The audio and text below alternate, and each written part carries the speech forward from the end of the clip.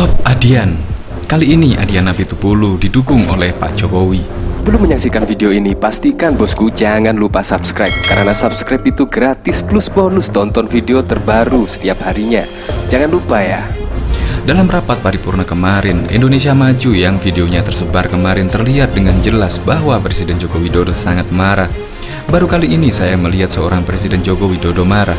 Banyak yang bertanya kenapa rapat yang sudah dilakukan beberapa hari sebelumnya baru diupload videonya kemarin.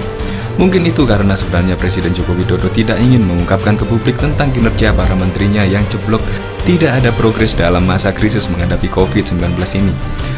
Setelah rapat selesai, Presiden memberikan waktu kepada para menterinya untuk segera melakukan tindakan cepat dalam penanganan COVID-19. Tapi mungkin dalam kurun waktu 11 hari setelah rapat tersebut berlangsung, Presiden Joko Widodo masih tidak terlihat perkembangan kinerja yang bagus dari para menterinya. Maka tak ada jalan lain, rakyat memang harus tahu bahwa menteri-menteri itu ada yang tidak kerja. Dalam video tersebut, saya melihat dua sektor utama yang disorot oleh Presiden Joko Widodo, yaitu sektor kesehatan dan sektor ekonomi. Bahkan dalam memberikan contoh, Presiden langsung tunjuk muka dengan mengatakan bahwa di sektor kesehatan baru merealisasikan anggaran 1,53% dari total 70-an triliun yang telah dianggarkan. Masih di sektor kesehatan yang lain, yang khususnya dalam masa krisis pandemi COVID-19 ini, ada gugus tugas yang ternyata kinerjanya tidak secantik Dr. Raisa yang juru bicara. Jika saja saya ada dalam posisi Terawan sebagai Menteri Kesehatan, maka hari ini saya akan mengajukan surat pengunduran diri sebagai Menteri kepada Presiden Joko Widodo. Lalu pada sektor ekonomi, dalam analisa saya ada 3 kementerian dan 1 lembaga yang membuat Presiden Joko Widodo sangat marah, yaitu Kemenko Perekonomian, Kementerian BUMN, Kemenko Polhukam, dan OJK Otoritas Jasa Keuangan.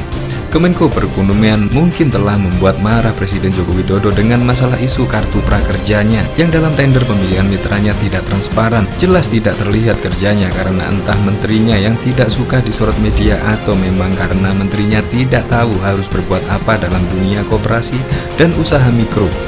OJK juga jelas bahwa lembaga ini hanyalah lembaga yang tidak ada gunanya.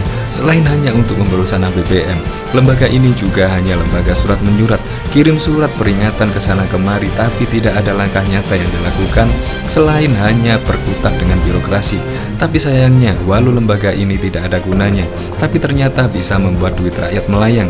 Di kasus Jiwasraya contohnya, salah satu petinggi OJK jadi salah satu tersangka. Menurut saya, lembaga ini adalah lembaga yang harus dibubarkan oleh Presiden Joko Widodo dalam masa kritis penanganan pandemi COVID-19 ini. Karena jika OJK masih ada, maka gerak langkah perbankan dan lembaga keuangan dalam implementasi pemulihan ekonomi nasional hanya akan berkutat di masalah birokrasi saja. Dan yang terakhir adalah Kementerian BUMN.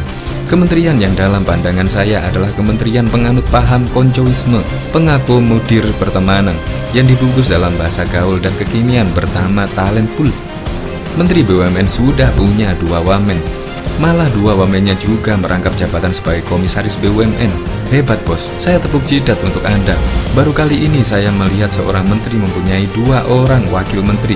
Presiden saja hanya punya 1 wakil presiden, ini kok malah punya 2 orang wamen. Itu karena kebutuhan yang mendesak atau karena memang menterinya nggak paham mau ngapain. Bahkan yang hebatnya lagi, banyak aparat keamanan aktif yang diangkat menjadi komisaris. Hebat bos, saya tepuk jidat lagi.